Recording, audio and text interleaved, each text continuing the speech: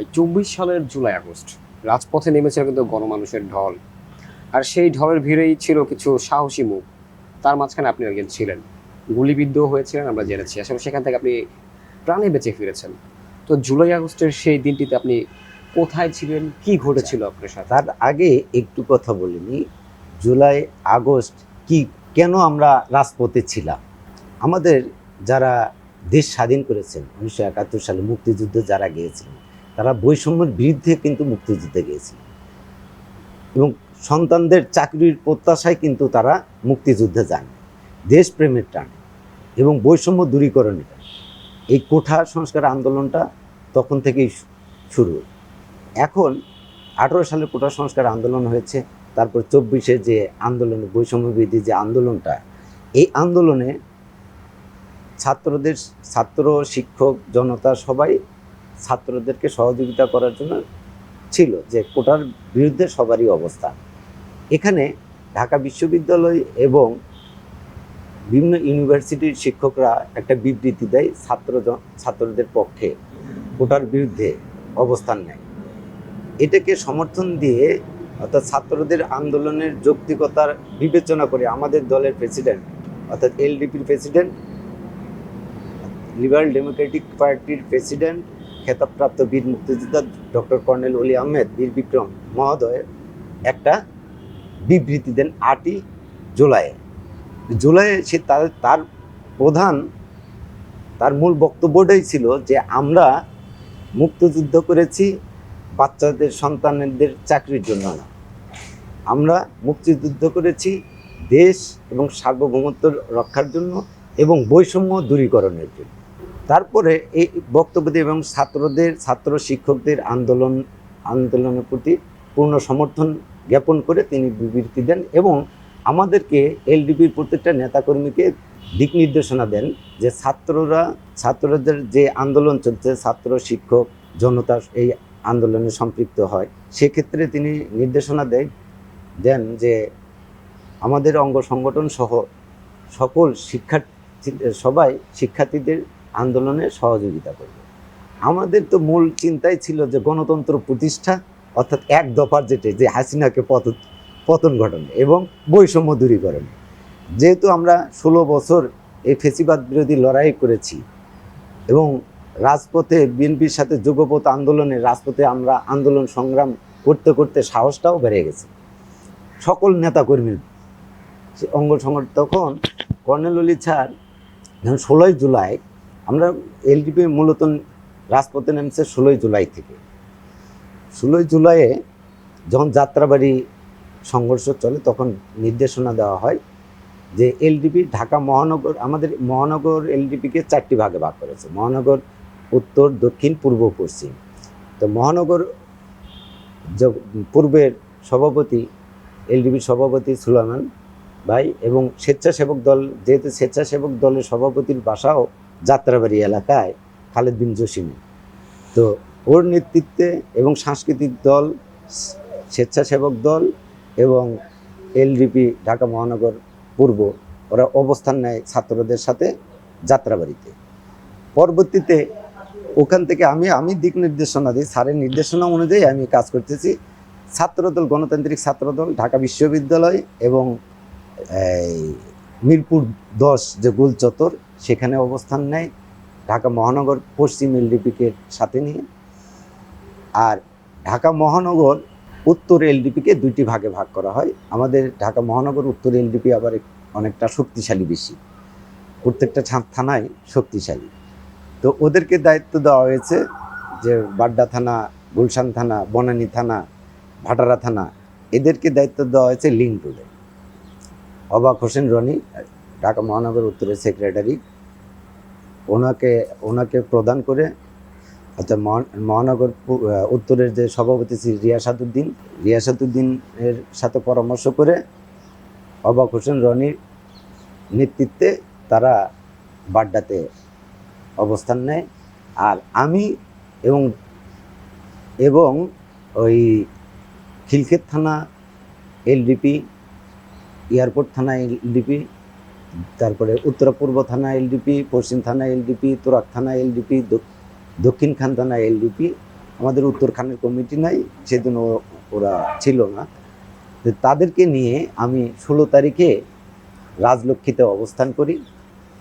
অবস্থানে যে জিনিস করে প্রথম ওই দিনই আমরা প্রতিরোধ করে তুলি। এই যে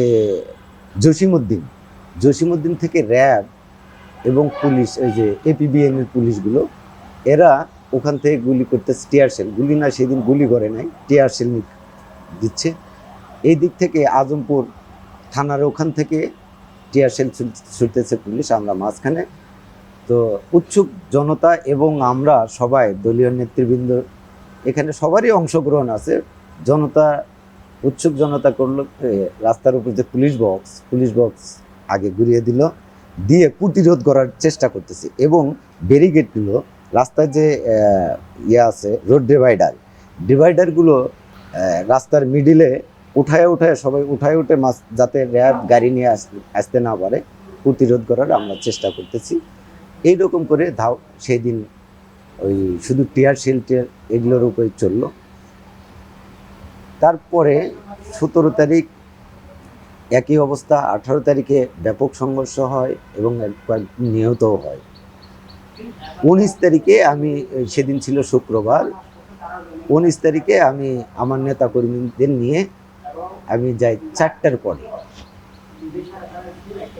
অবস্থান নিয়ে। আমি তখন আজমপুরে, কারণ আমি যখন আসার পথে দেখলাম নাইম কমিশনার, অর্থাৎ যুবলীগের যে 48 নম্বর ওয়ার্ডের সম্ভবত কমিশনার, ওরা এয়ারপোর্টের পর ওই কসাইবাড়ির যে রেলগেট আছে, এখানে সশস্ত্র অস্ত্রসহ একদম পিস্তল, চাপাতি, রড নিয়ে সবাই দাঁড়িয়ে আছে। আমি খিলক্ষেত থেকে আমি আসতেছিলাম, তো আমি ভিতর দিয়ে আসতেছি, মেইন রোড তো আসা যাচ্ছে না। ওখানে ওদের দেখে, ওরা তো অস্ত্র নেই, তখন আমি ভিতর দিয়ে রেলগেট পার হয়ে আসি আজমপুর। এখানে তখন 6.72 মিলিমিটার রাইফেল দিয়ে গুলি চলতেছে, শুধু গুলি, টিয়ার শেল হয়তো 10টা টিয়ার শেল মারলে আর 8-10টা 6.72 মিলিমিটার রাইফেলের গুলি চলছে। অনেকে আমার চোখের সামনে অনেকে মৃত্যুবরণ করল। এবং আমি সেদিন ওই জাহাঙ্গীর, অর্থাৎ গাজীপুরের যে জাহাঙ্গীর, ও কিন্তু ওর যে এপিএসকে ছাত্র জনতা সবাই মারে হাউস বিল্ডিংয়ে, ও তো মাথা টাথা ফাইটে দেয়, ও তো পালাইলো। তখন ওরা মিছিল নিয়ে বাংলাদেশ মেডিকেলের পিছন দিয়ে, ওটা বলে এভিনিউ রোড দিয়ে ঢুকে আজমপুরের দিকে আসতেছিল। তা আমি আজমপুর ক্রিসেন্ট হাসপাতালের বিপরীত মুখে ওখানে দাঁড়িয়ে আসছি এবং আমার পোলাপান নিয়ে ওখানে অবস্থান নিয়েছি। আমাদের কাছে তো অস্ত্র নাই, রাইফেল নাই, বন্দুক নাই, আমরা হলে নিরস্ত্র। আমাদের কাছে কি একটা ইট, একটা ঢিল, এগুলোই। তারপরে ওখানে করলাম কি, ওখানে অবস্থান করতে করতে পুলিশ দেখছে যে একটু আমরা জটলা, গুলি করছে। গুলি করার পরে আমি ওখানে পড়ে যাই। ইতিমধ্যেই ছাত্রলীগ যুবলীগ মিছিল নিয়ে আসে। গুলি খেয়ে পড়ে যাওয়ার পরে পুলিশ, গুলিটা আপনার কোথায় লেগেছিল? আমার লেগেছিল এখানে, এই হাতের কবজির উপরে, হাতের তালুতে, এবং এই পায়ের ছড়াগুলি, তো পায়ের দুই পায়ের ইয়ের নিচে এবং পেটের এই সাইডে, বাম সাইডে লাগছিল। লাগার পরে আমি যখন পড়ে যাই, তারপর তো আতঙ্ক, আমি তখন তো মাথাতে কোনো কাজ করে না। পড়ে যাওয়ার পর আমার মোবাইলটা এক পুলিশ সদস্য নিয়ে ওরা গুলি করতে ওরা ওইদিক চলে যায়। এদিক ছাত্রলীগ ইতিমধ্যে এসে, ছাত্রলীগ যুবলীগ এরা আসার পরে SS5 দিয়ে বেধর পিটালো। আমার তখন সেন্স ছিল না, কিভাবে মারছে না মারছে একদম দেখি। পরে ওখানে তো পাশে ক্রিসেন্ট হাসপাতাল, ক্রিসেন্ট হাসপাতালও ভাঙচুর করছে ওরা, অনেকে গুলিবিদ্ধ ওখানে চিকিৎসা নিতে ছিল। তা আমাকে ওখানে সাধারণ মানুষ, ক্রিসেন্ট হাসপাতালের কিছু কর্মী আমাকে হাসপাতালে নিয়ে ওখানে প্রাথমিক চিকিৎসা দিয়ে, এখন ছাত্রলীগ যুবলীগের ভয়ে তারা রেজিস্ট্রি খাতায়, অর্থাৎ নাম অন্তর্ভুক্ত খাতায় নামও লিখতেছে না, খালি প্রাথমিক ট্রিটমেন্ট দিয়ে পিছনের গেট দিয়ে বের করে দিচ্ছে, বলছে যেভাবে আপনি সেফ জন্য চলে যান। তা আমি রাত 9টা পর্যন্ত ওখানে, আমি গুলিবিদ্ধ হয়েছিলাম প্রায় 5:45টার দিকে।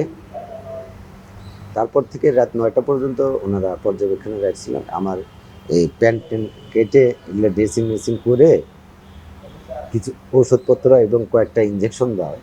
ইঞ্জেকশন দেওয়ার পরে আমার ব্যথা অনুভব হয়নি, কোনো ব্যথা ট্যাথা অনুভব হয়নি, মনে হয় যে আমি স্বাভাবিক। তো এই হাফ প্যান্ট পরা অবস্থায়, কেটস পরা ছিল, হাফ প্যান্ট পরা অবস্থায় আমি পিছন দিয়ে একটা রিক্সা নিয়ে এয়ারপোর্টে আসি। এয়ারপোর্টে আসার পরে একটা ওই ট্রাউজার বিক্রি করে ফুটপাতে, 300 টাকাতে একটা ট্রাউজার কিনে ওখানে পরে, আবার এর মধ্যে আমার সাথে দেখা হচ্ছে আমাদের দলের প্রেসিডিয়াম সদস্য অ্যাডভোকেট ডক্টর আওরঙ্গজেব বেলাল। ওনার চেম্বার আবার ওই মুক্তিযোদ্ধা মার্কেটে, ওই হাজি ক্যাম্পের ওনার ওখানেই আমি মূলত যাই। যা বললাম, ভাই কর্নেল অলি স্যারকে একটা ফোন দেন আর আমার পরিবারকে একটা ফোন দেন যে আমি গুলিবিদ্ধ, এই অবস্থা। তখন ওনারা ফোন দেয়, আর মোবাইলে, আমার মোবাইলে যেন কল না দেয়, কল পুলিশের কাছে আমার মোবাইল। তো উনি সবাইকে জানিয়ে দেওয়ার পরে আমার চিন্তা যে বাঁচলে বাঁচবো, না হলে মরবো, কিন্তু এটা শেষ না দেখে আমি যাব। ওখান থেকে ওনার বাধা উপেক্ষা করে আবার ঢাকা আমাদের পশ্চিম থানা এলডিবির সভাপতি মাহবুব হোসেন, ও ফোন দিচ্ছে যে এখানে এই ঘটনা ঘটছে, তুমি কই? আমি আসতেছি। ঠিক আছে, আপনি কোথায় আছেন? আজমপুর রেলগেট। তারপরে আমি ওই অবস্থায়, আওরঙ্গজেব বেলাল ভাই অনেক নিষেধ করছে যে আপনি যাইয়েন না, এমনি ইঞ্জুরি। আমি ভাবছি যে আমি ইঞ্জুরি অনুভব করছি না। হ্যাঁ, মানে তাহলে কীরকম সেন্স থাকলে আমার অনুভবই নাই, যেমন কিছুই হয়নি আমার। তারপরে গেছি রাত 11টা পর্যন্ত ওখানে পুলিশের সাথে অবস্থান। পুলিশ তখন উপরে ছাদ থেকে গুলি করতেছে পুলিশ, রাত তখন 11টা বাজে। সেই দিন প্রায় 8 থেকে 10 জন গুলিবিদ্ধ হয়, মারা যায়। যাই হোক, ওখান থেকে পরে একটু রাতের পরের দিন একটু অসুস্থতা বোধ করলাম। 2 দিন আমি বাসা থেকে বের হইনি, বাসায় চিকিৎসা। আবার ভয় লাগে, অনেকে নেতাকর্মীদের খুঁজতেছে। এই হাসপাতাল থেকে রাজনৈতিক নেতাকর্মী যারা হাসপাতালে যাচ্ছে তাদের ডাটা এন্ট্রিও করতেছে না হাসপাতাল কর্তৃপক্ষ, খালি প্রাথমিক চিকিৎসা দিয়ে করছে ভাই বের হয়ে যায়, কারণ তারাও আতঙ্কে আছে। সেদিন ক্রিসেন্ট হাসপাতালের ম্যানেজারও গুলিবিদ্ধ আছে। হ্যাঁ, এমন ভয়াবহতা ছিল। পরবর্তীতে যেদিন ওই যে কারফিউ শিথিল করে একদিনের জন্য বাস খুলে দেয়, ওই দিন আমি বগুড়াতে যাই, কারণ আমার পরিবার ছিল বগুড়াতে আমি আগেই পাঠিয়ে দিছি, কারণ আমার ওয়াইফও রাজনীতির সাথে জড়িত। উনি এলডিপির গণতান্ত্রিক মহিলা দলের কেন্দ্রীয় কমিটির সভাপতি এবং উপদেষ্টা মণ্ডলীর সদস্য। ওনার সাংগঠনিক দক্ষতা আরও বেশি, অনেক বেশি। তো ওনাকে পাঠিয়ে দিচ্ছি, কারণ বাবা মা দুইজনের রাজনীতি করি। বাবা মাকে যদি ধরে নিয়ে যায়, পুলিশ গ্রেপ্তার করে, সেখানে বাচ্চা ট্রমায় ভুগবে, এই জন্য বাচ্চা সহ তাকে পাঠিয়ে দেয়। কিন্তু ওখানে যাওয়ার পরে ওরা তো থেমে থাকে, ওরাও বগুড়ায় প্রতিরোধ করছে, উডবান পার্কের পাশে অবস্থান নিয়ে প্রতিদিন। তারপরে এইভাবে আমরা একদিনের জন্য আমি গেলাম। যাওয়ার পরে বগুড়া যাওয়ার পরে যেটা হলো, শরীরের অবস্থা খুবই খারাপ। তখন ইসলামী হাসপাতাল ছিল বগুড়ায়, ওখানে ওনারাও ভর্তিও নিচ্ছে না। তো বলছে, আমি ডাক্তারের সাথে কথা বললাম, বলছে আপনার বাসায় আমি ট্রিটমেন্ট দিয়ে করে দেবো। তো বাসায় 3 দিন একটানা স্যালাইন চলছে। চলার পরে পরবর্তীতে কর্নেল অলি স্যার ফোন দিলেন, তুমি কোথায়? তাই আমি বললাম যে আমি স্যার বগুড়ায় আসছি, তো তোমাকে দ্রুত আসতে হবে। সেদিন ছিল 30 তারিখ। তা আমি 1 তারিখে বগুড়া থেকে ঢাকায় ফিরি। বাস তখন চালু ছিল, একতা গাড়িতে ছিল। মির্জাপুর এসে রোড অ্যাক্সিডেন্ট, এমনিতেও অসুস্থ, রোড অ্যাক্সিডেন্ট, 3জন ডেট, স্পট ডেট। আমি জানলা দিয়ে, আমি তো পাতলা পাতলা মানুষ, জানলা দিয়ে বের হয়ে অন্য গাড়িতে আজমেরি এই ধরনের একটা গাড়িতে উঠে আমি আসি। আসার পরে 4 তারিখে 3 তারিখেও স্যার বিবৃতি দিলেন, 4 তারিখেও সবাইকে রাজপথে নামার, ছাত্রদের সাথে রাজপথে নামার নির্দেশনা দিলেন। সকল নেতাকর্মী আমরা তখন জোটবদ্ধভাবে রাস্তায় নামি এবং 5ই আগস্ট সকালে 10টার দিকে আমরা আবার প্রতিদিনের ন্যায় বিএনএস সেন্টার, উত্তরার যে বিএনএস সেন্টার আছে ওখানে যাই। ওখানে প্রায় 10টার দিকে আমরা প্রস্তুতি নিচ্ছি, মিছিল নিয়ে বের হব। সবাই ওখানে হাজার হাজার নেতাকর্মী, বিভিন্ন বিএনপি সহ জামাত, বিএনপি, ছাত্র শিবির, সাধারণ জনতা, পুলিশ থানার থেকে গুলি করতেইছে। ইতিমধ্যে সেনাবাহিনীর সাথে আমরা কথা বলার চেষ্টা করলাম, যে বলছে মানে 5 মিনিট 6 মিনিট পরেই, আমি কথা বলার 5-6 মিনিট পরেই দেখি সেনাবাহিনী থেকে সিগন্যাল দিল যা। তখন আমরা মুভ করলাম থানার থেকে, তারপরেও গুলি করে, তারপর সেনাবাহিনীকে আমরা বললাম যে কি গুলি করতেছে, তারপর সেনাবাহিনী কথা বলে তখন আমরা ওখান থেকে মুভ করে একদম মহাখালী হয়ে হেঁটে, তখন লাখ লাখ জনতা রাস্তায়। আমি মহাখালী যখন প্রথম, তো আমরা উত্তরা থেকে আমরাই প্রথম সারি, ফোন দিলাম মহাখালী থেকে আমার দলেরই একজনকে, ওনার বাসা হলো হাউস বিল্ডিং। তো ওনাকে ফোন দিলাম যে মিছিল কত দূর? কই স্যার মিছিল তো টঙ্গী পার হয়ে গেছে, জনতা তো টঙ্গী পার হয়ে গেছে, উৎসুক জনতা সবাই নেমে আসতেছে। তখন আমি মহাখালী রেলগেটে তো সেনাবাহিনী ট্যাঙ্ক দিয়ে রাখছে, এই দিক দিয়ে আমরা ঢুকতে পারলাম না। পরে হাতির ঝিল, 7 রাস্তা হয়ে হাতির ঝিল হয়ে, কারণ বাজার হয়ে, তারপর ফার্মগেট হয়ে আমরা গণভবনে অবস্থান নেই। গণভবনে যেতে যেতে আমার 2টা বাজছে, দুপুর 2টা হচ্ছে। ওখান থেকে আমরা যখন ওয়াকারুজ্জামান ঘোষণা দিলেন, তারপরে আমরা ওখান থেকে ব্যাক করি। তো ব্যাক করে আসার সময় আমি আবার ভাগ্যর চক্রান্তে একটা অটো রিক্সা পাইছিলাম। সেদিন তো এই উত্তরার লেন ফাঁকা, অটো রিক্সা পাইছি। ওই অটো রিক্সায় 300 টাকা ভাড়া দিয়ে চলে আসছি উত্তরা এসে এয়ারপোর্টে দেখলাম, এয়ারপোর্টটা পার হলাম, কিন্তু এপিবিএন থেকে তখন 3:30 বাজে, এপিবিএন থেকে তখন টিয়ার শেল না, শুধু গুলি, ব্যাপক গুলি চলছে। তখন আমি আর ছাত্র দলের একটা ছেলে নাম শিমুল, ও আর আমি ওই অটো রিক্সাতে ছিলাম।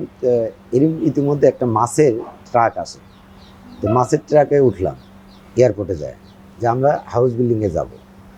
তো মাছের ট্রাকওয়ালা ও ভয় পাচ্ছে ট্রাক নিয়ে যেতে, যেহেতু সরাসরি গুলি চলছে যে এপিবিএন থেকে। তো আমরা বললাম আল্লাহ ভরসা, তুমি টান দিবে, চোখ বন্ধ করে যা হয় হইবে।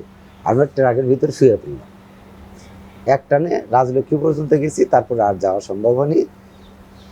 ওখান থেকে আমরা পিছন দিয়ে আজমপুর গেছি।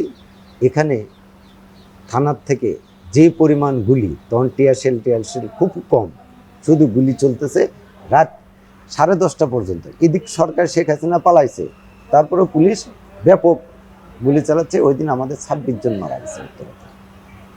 মানে খুবই বাজে পরিস্থিতি, আর কি বলবো, যে মানে ওই দৃশ্যগুলো মাঝে মাঝে ঘুমের ঘরে দেখলে চমকে উঠি। এই ছিল আমাদের জুলাই আগস্টের যে ঘটনা।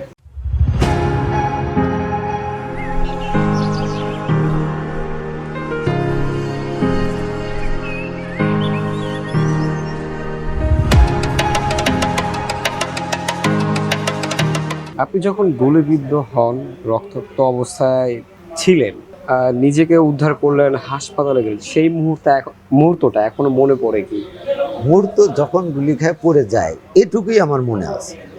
তারপরে যে ছাত্রলীগ যুবলীগ যে SS5 দিয়ে পিটাইছে অচেতন অবস্থায়, তারপরে আমি বলতে পারি। পরে যখন কিচেন হাসপাতালের ভিতরে ছিলাম, তখন যেমন ড্রেসিং করছে, ড্রেসিং করতে যায়, ইঞ্জেকশন দিছে, তো ইঞ্জেকশন করার পরে ড্রেসিং টেসিং করার পরে 1-1.5 ঘন্টা পরে আমি সেন্স পাইছি। পাওয়ার পরে আমি তখন এক নার্সের মোবাইল দিয়ে আমার ওয়াইফকে ফোন করি যে তুমি অ্যাডভোকেট আওরঙ্গজেব বেলাল ভাই এয়ারপোর্টে থাকে, ওনাকে ফোন করো যে আমার জন্য 1,000 টাকা দিয়ে একটা যে সেট কিনে, মোবাইল সেট। আমার সেট পুলিশের কাছে, আমি গুলিবিদ্ধ কিসেন্ট হাসপাতালে, টেনশন করার দরকার নেই, আমি অনেকটাই ভালো। তারপরে এইটুকুই, পরের 9টার শুরুতে আমরা চলে আসলাম।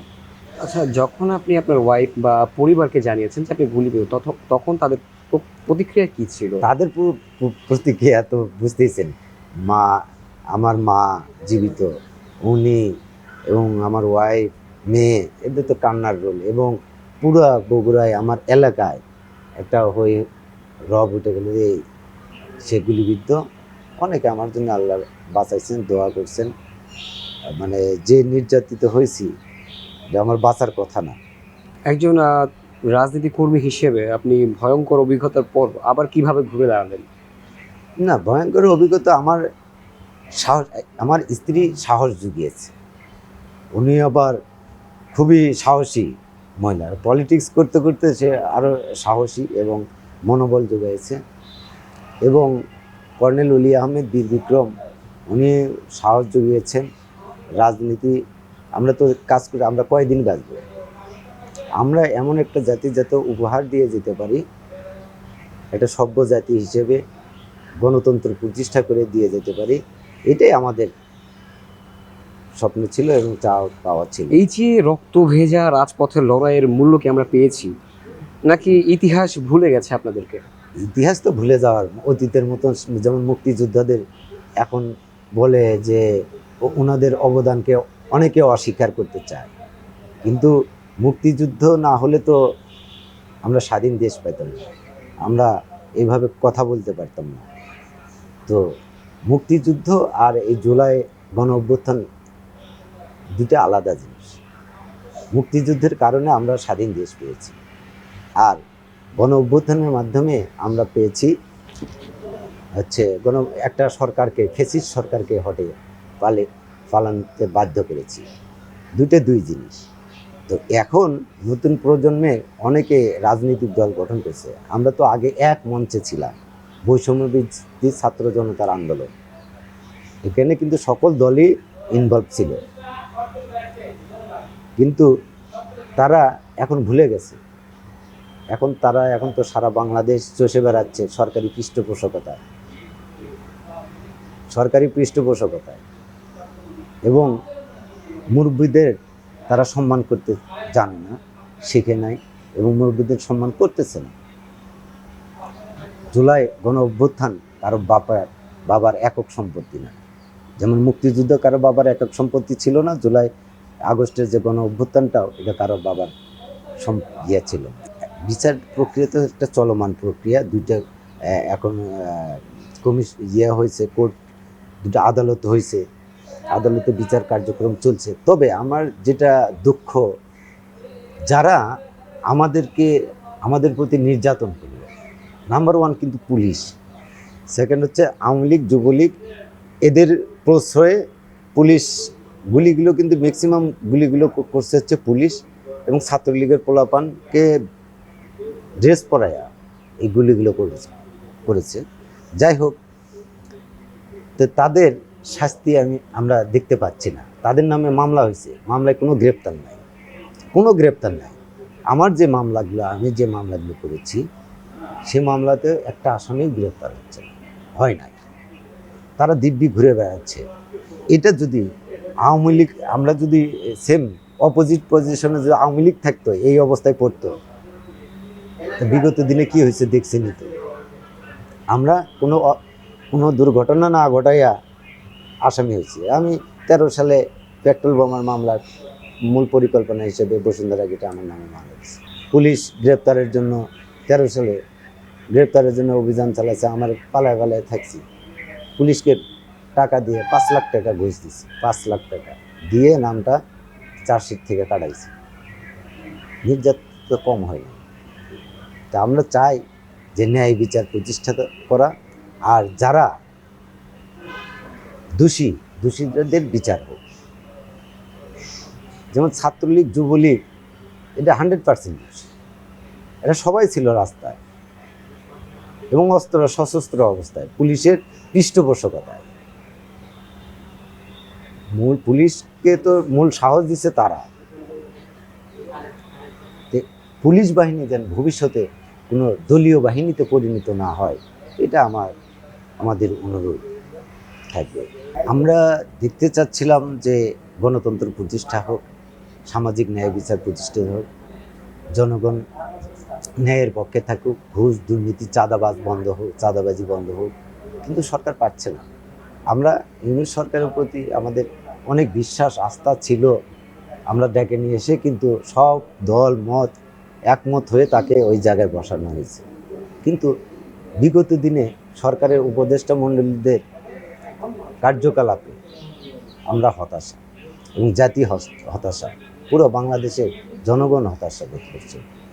এখানে এখনো ঘুষ, দুর্নীতি বন্ধ হয়নি, বিচারহীনতা এখনো আছে। তাহলে কিভাবে দেশ এগিয়ে যাবে? ডিসিএসপি, আমরা মিডিয়া বা পত্রপত্রিকার মাঝে ডিসিএসপি বদলিতে কোটি কোটি টাকা লেনদেন হয়। কারা করতেছে? তাদের আশেপাশের লোকের জন্য, যে বিভিন্ন উপদেষ্টার সহকারীরা, তারা শত শত কোটি টাকার মালিক। যে দেশটা আগেবে কীভাবে? আমরা চাচ্ছি যে রাজনীতিক একটা স্থিতিশীল সরকার আসুক। ইনাদের দ্বারা হবে না, ওনাদের দ্বারা এনজিও পরিচালনা বা সামাজিক ব্যবসা পরিচালনায় শোভা পায়। ওনাদের দ্বারা রাষ্ট্র পরিচালনা তাদের দ্বারা সম্ভব না।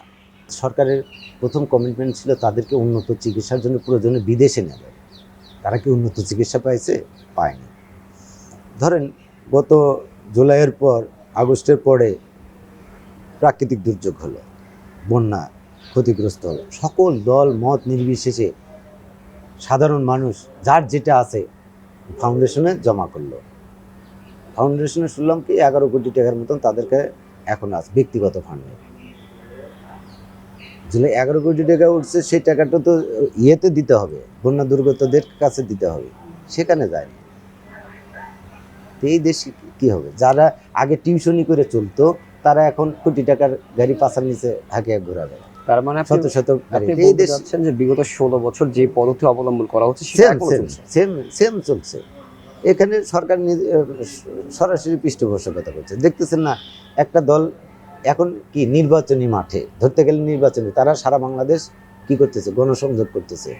এখানে প্রতিকার পাওয়া, ওনাদের দ্বারা প্রতিকার পাওয়া। এখন সুষ্ঠু একটা নিরপেক্ষ নির্বাচন হলে জাতি অনেকটা প্রতিকার পাবে বলে বিশ্বাস করি। আর আগামীর যে রাজনৈতিক সরকার আসবে, সেটা বিগত দিনের মতো ফেস হয়ে জন্মিবে না, এটা আমাদের প্রত্যাশা। কারণ অতীত থেকে যদি আমরা কেউই শিক্ষা না নিই, ভবিষ্যতে কিন্তু আমরা আরও বিপদে পড়ব। কারণ আমরা যদি অন্যায়ের বিরুদ্ধে কথা না বলি, কে কথা বলবে?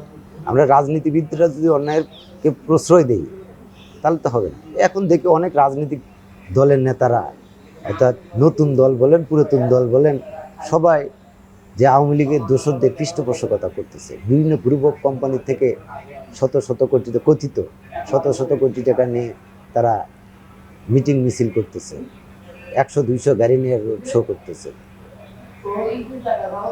কিভাবে আপনি সম্ভব যে আগামীর পথ চলা কীভাবে শুনতে? এই জন্য আমরা চাচ্ছি যে সরকারকে দায়িত্ব দেওয়া হয়েছে সুষ্ঠু নিরপেক্ষ একটা নির্বাচন করার জন্য। ওনারা এটা করে দায়িত্বটা পালন করে ওনারা চলে গেলে, ওনাদের ডক্টর মোহাম্মদ ইউনূসের যে সুনাম খ্যাতি আছে, এই খ্যাতিটা অক্ষুণ্ণ থাকবে। আর কোনো কারণে যদি ব্যত্যয় ঘটে, তাহলে শেখ হাসিনা যেভাবে যে অবস্থা হয়েছে, তারও এনসিপিকে নিয়ে দৌড়তে হবে। আশা করি আগামী দিনে রাষ্ট্র পরিচালনার ক্ষেত্রে দুর্নীতি, দুঃশাসন অনেকটা কমে যাবে। আর আমাদের এলডিপির যে মূল লক্ষ্য, দুর্নীতিমুক্ত বাংলাদেশ গড়া, মাদকমুক্ত বাংলাদেশ গড়া, সন্ত্রাসমুক্ত বাংলাদেশ গড়া, বৈষম্যভিত্তিক রাষ্ট্র গড়া, এটাকে আমরা ধারণ করে আমরা আগামী দিনের রাজনীতিগুলো আমরা পরিচয়। এতে আমরা সরকারে থাকি আর না থাকি বা বিরোধী দলে থাকি, আমাদের দলের প্রেসিডেন্ট তো উনি ঘোষণাই দিয়েছেন যে উনি আর আগামী নির্বাচনে অংশগ্রহণ করবেন না। তাহলে তো ওনার তো চাওয়া পাওয়ার তো কিছু না, আর ওনার চাওয়া পাওয়ারও কিছু নেই। মুক্তিযুদ্ধের সময় তিনি প্রথম যুদ্ধকালীন সময়ে খেতাব পেয়েছেন, বীর বিক্রম। যুদ্ধকালীন সময়ে দুইজন খেতাব পেয়েছেন, একটা কর্নেল অলি, আর একজনের নামটা আমার স্মরণে নেই, আর সবাই 72 সালে সব খেতাব পেয়েছেন। এবং উনি ছিলেন মুক্তিযুদ্ধ চলাকালীন প্রথম ব্রিগেড মেজর, বাঙালি সেনাবাহিনীদের মধ্যে প্রথম ব্রিগেড মেজর, প্রথম বীর বিক্রম, খেতাবপ্রাপ্ত বীর বিক্রম। এবং মুক্তিযুদ্ধের অর্থাৎ স্বাধীনতার ঘোষণাপত্রে, অর্থাৎ শহীদ প্রেসিডেন্ট জিয়াউর রহমান যে স্বাধীনতা ঘোষণা পাঠ করেন, তার হলে পরামর্শক ছিলেন, বিএনপির অন্যতম প্রতিষ্ঠাতা ছিলেন, কয়েকবারের মন্ত্রী। তার সততা, ন্যায়, নীতি, আদর্শ থেকে তিনি এখনও বিচ্যুতি ঘটেননি। আমাদের দলের মহাসচিবও সেম, তিনি জেড ফোর্সের, শহীদ প্রেসিডেন্ট জিয়াউর রহমানের সাথে জেড ফোর্সের ছাত্র ইউনিট প্লাটুন কমান্ডার ছিলেন। এবং জিয়াউর রহমান তাকে 1979 সালে সবেমাত্র ছাত্র তো শেষ, ঢাকা বিশ্ববিদ্যালয় আইন বিভাগের ফার্স্ট ব্যাচের স্টুডেন্ট ছিলেন, ওখান থেকে নিয়ে তাকে এমপি ইলেকশন করেছেন, এমপি নির্বাচিত হয়েছেন, কয়েকবার মন্ত্রীও হয়েছেন। তো তাদের যে সততা, নীতি, আদর্শ এবং শহীদ রাষ্ট্রপতি জিয়াউর রহমানের যে নীতি, আদর্শ, এগুলোকে আমরা ফলো করে আগামীর বাংলাদেশ গড়তে চাই। ধন্যবাদ। আজকে আপনাদেরকে ভিওডিকেও আমি অনেক ধন্যবাদ জানাই আমার ছোট গল্পটা তুলে ধরার জন্য।